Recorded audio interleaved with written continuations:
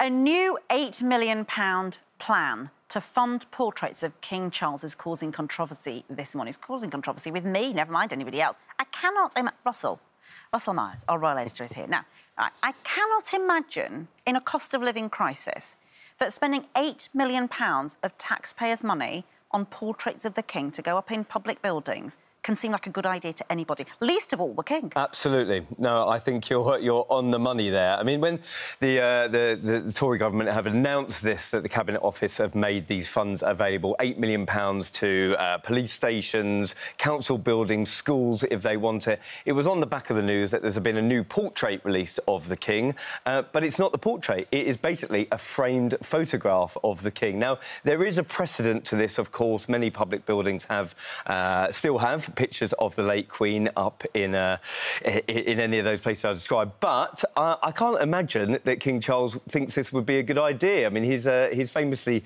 a spendthrift himself, and maybe the argument is he could pay for it himself. I mean, I'm not too sure whether he even would, but he did have a massive windfall, tax-free, courtesy of his mother's £650 million estate. But this seems, in a cost-of-living crisis, absolutely ludicrous. I just can't imagine, in a government department, just thinking, yeah, £8 million is OK to spend on... Well, indeed. Let me tell you. So the Cabinet Office, when we went to them, they said official portraits of the late Queen are currently on display in many public institutions, and the offering of a new official portrait of King Charles III will enable organisations across the UK to carry on that tradition. Well, I imagine the argument is that there are many traditions have gone by that we don't need to carry on in today's day and age. And this isn't an anti-royal thing. No, it isn't. Cost thing. It's a cost of living. Taxpayers' money being spent on it. I mean, I'm sure there's going to have to be a question in Parliament about it. It doesn't make sense to me. One would imagine that President might go out the window with this one. Absolutely. Now,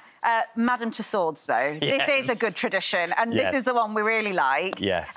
The King's waxwork has been given a makeover. It has, and it's pretty good, actually. I mean, the first one we saw of the Prince Charles, as he was then known, was back in 1968. No. Now it's been given a makeover, and it looks pretty good. It looks incredible. I mean, he's wearing the outfit that he wore, not the exact one, but the one he wore for his first official state banquet back last November. Brilliant. It is actually really good. It's got the Queen's corgi sort of running around still I heard in this throne room.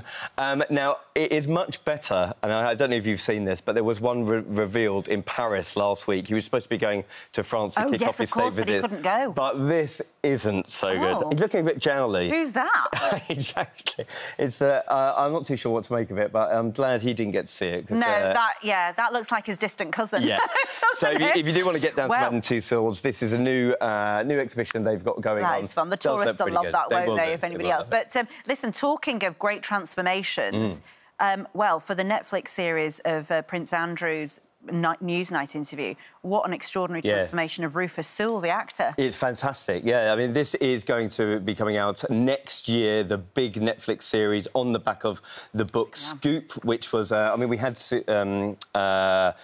Sarah McAllister, Sam McAllister. We had her in, and she was sort of integral to Netflix. Sam McAllister coming in with Netflix to do this, and Rufus Sewell looks absolutely incredible with these prosthetics. Chins. Yeah. So the theme what we're seeing is obviously the disastrous Newsnight interview that plotted his own downfall. But very, very excited to see this. Next year, we're going to be seeing it on Netflix. Yes, Gillian Anderson's in it, isn't she? Fantastic cast. Gillian Anderson. We've got Keeley Hawes as well, and Billy Piper playing Sam. Wow.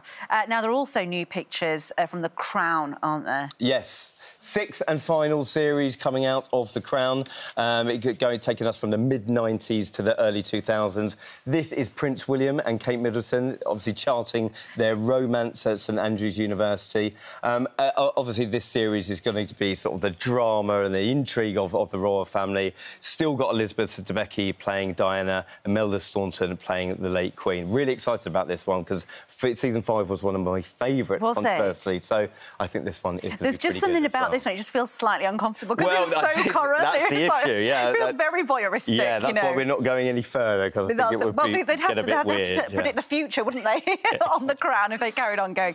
Brilliant stuff. Thank you so much, Russell.